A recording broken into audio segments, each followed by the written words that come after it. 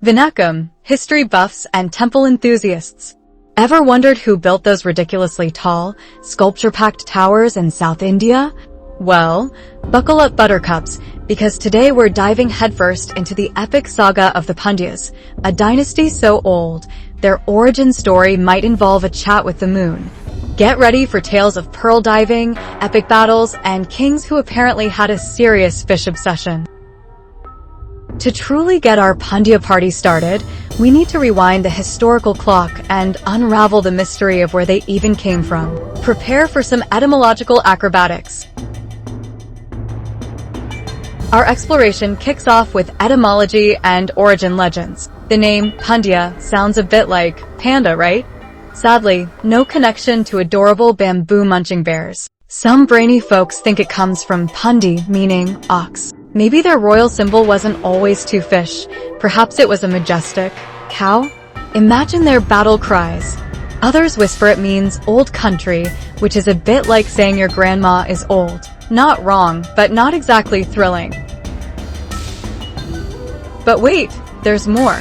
The origin legends get seriously dramatic. One juicy tale links them to the Chandravamsa, the Lunar Dynasty. Picture this, a princess from the north, probably tired of the same old northern drama, decides to take a scenic trip down south and establishes a kingdom claiming she's related to the actual moon. Talk about a stellar family tree.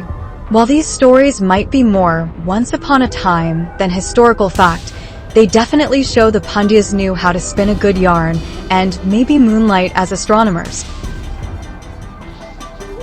So, how do we separate the historical hummus from the mythological falafel? Well, thankfully, the Pandyas weren't shy about leaving behind clues. We have a whole treasure trove of sources of Pandya history to sift through. Think of us as historical detectives, piecing together their story one ancient scrap at a time. First up, archaeological sources. Imagine Indiana Jones, but instead of golden idols, he's super excited about a slightly chipped stone tablet. These inscriptions, carved onto everything from temple walls to surprisingly durable copper plates, are like ancient Twitter feeds, telling us who ruled, who got land, and probably who complained about taxes. And their coins, often featuring a pair of fish. Seriously, these guys loved fish. They give us clues about their economy and who is the top fish in charge. Then we have early Tamil literature. Think of the Sangam poets as the ancient paparazzi, capturing the political gossip and heroic deeds, sometimes exaggerated. We're sure of the early Pandya chieftains in verse. These poems and texts give us a vibrant snapshot of early Tamilian, where apparently, even back then, everyone loved a good poem about a powerful king, and probably a good love story too.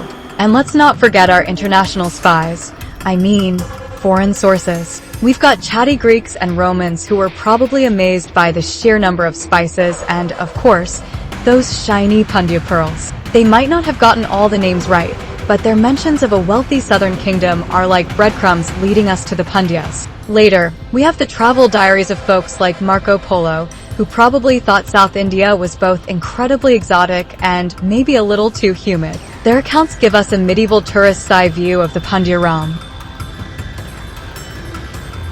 So, with all these puzzle pieces, we start to see the emergence of the early historic Pandyas. These were the OG Pandyas, the ones mentioned in those ancient poems. Madurai seems to have been their OG hangout spot. They were apparently big fans of Tamil poets. Good for them. And even bigger fans of those shiny pearls from the Gulf of Mannar. Imagine being known worldwide for your sparkly sea baubles.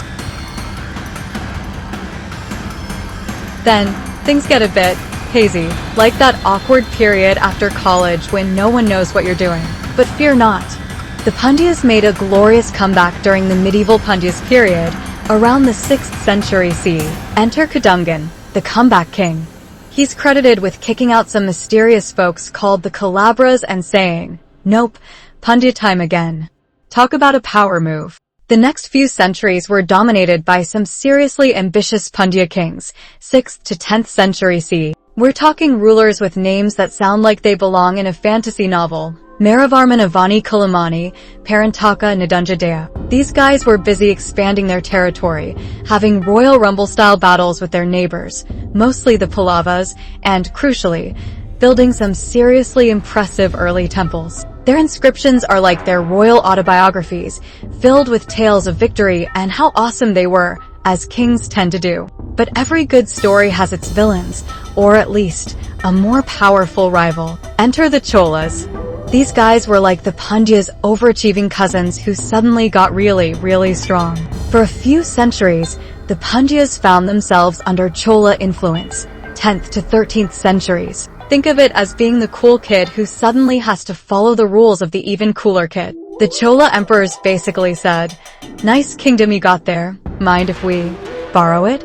The Pandya royals were still around, but mostly as glorified managers. But hold on, this isn't the end of the Pandya playlist.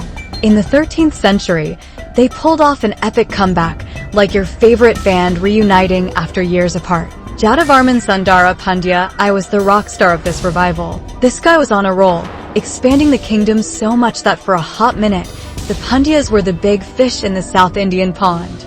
Madurai became the place to be, a bustling hub of trade and probably really good street food. So, how did this Pandya powerhouse keep the lights on? With a pretty impressive economy, actually. They had the classic farming setup with rice paddies galore, but their secret weapon? Pearls. Those shiny little gems from the Gulf of Mannar were like Pandya gold, making them major players in international trade. Imagine their ancient phone calls. "Hey, Romans, got any wine? We'll trade you a boatload of sparkly oyster secretions." Ports like Korkai and Kale were like the ancient Amazon and eBay rolled into one. Now, let's talk spirituality. Religion was a big deal for the Pandyas. While they probably had their own cool local deities early on, they eventually became big fans of Shiva and Vishnu. Think of them as the ultimate temple patrons, showering love and lots of funding on these religious centers. Many incredible temples, including the early bits of the famous Meenakshi Amman temple in Madurai, got their start thanks to Pandya generosity. They even let other religions like Jainism and Buddhism hang out for a while, pretty religiously chill for their time. And speaking of temples, let's marvel at the architecture. Early Pandya temples were a bit more quaint, like that starter home you had. But as they got richer and more powerful, their temples went full bling. Towering gopurams that kiss the sky, intricate carvings that tell stories in stone, and massive pillared halls for all sorts of temple shenanigans. The Meenakshi Amman temple, even though later rulers added a lot, still screams Pandya power in its foundations. It's like the architectural equivalent of a mic drop. The Pandya story might have ended in terms of direct rule, but their in popular culture and tradition is still going strong. Their tales pop up in local legends and historical dramas, probably with some dramatic license. That doublefish emblem? Still a recognizable symbol in Tamil Nadu. You might even see it on a flag or a building.